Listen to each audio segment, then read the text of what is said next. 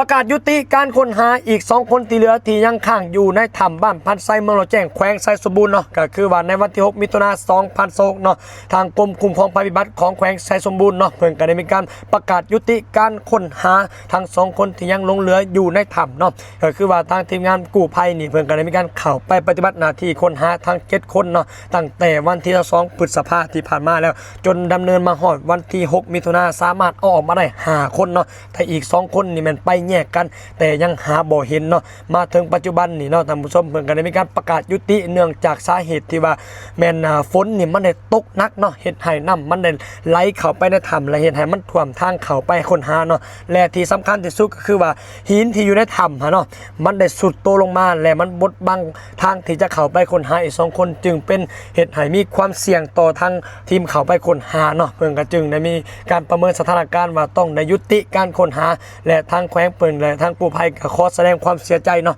กับครอบครัวทั้ง2คนที่ยังเอาออกมาบ่ได้เนาะและทางเฮาเองเพจลูกของโนก็ขอแสดงความเสียใจเนาะกับครอบครัวที่